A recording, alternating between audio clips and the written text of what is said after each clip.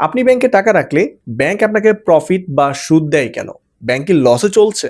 মোটেও না। বরং ব্যাংক আপনার টাকা থেকে কোটি কোটি টাকা ইনকাম করছে। কিভাবে? চলুন হিসাবটা দেখি। ধরুন আপনি ব্যাংকে ১,০০,০০০ টাকা রাখলেন। ব্যাংক হয়তো আপনাকে ৯ থেকে ১০% মুনাফা দিচ্ছে। অর্থাৎ বছর শেষে আপনি হয়তো ৯ থেকে ১০,০০০ টাকা পাচ্ছেন।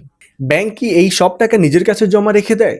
না। ব্যাংক কিছু অংশ কেন্দ্রীয় ব্যাংকে জমা রেখে বাকি অংশ ঋণ হিসাবে দিয়ে দেয়। এখন ব্যাংক যদি এই টাকা কাউকে বিজনেস বা পার্সোনাল লোন দেয়, তাদের থেকে ব্যাংক প্রায় ১৪ থেকে ১৫% সুদ চার্জ করে। হিসাবটা দেখুন, ব্যাংক গ্রহীতার কাছ থেকে ১৫,০০০ টাকা নিল, কিন্তু আপনাকে প্রফিট হিসাবে ৯,০০০ টাকা দিল। অর্থাৎ ব্যাংকের এখানে ৬,০০০ টাকা লাভ। একে ব্যাংকিং ভাষায় বলা হয় ইন্টারেস্ট রেট স্প্রেড। শুধু তাই নয়, অ্যাকাউন্ট মেইনটেন্যান্স ফি, কার্ড ফি আর লোন প্রসেসিং ফি তো আছেই। তার মানে ব্যাংক আপনার জমানো টাকা ব্যবহার করেই ব্যবসা করছে।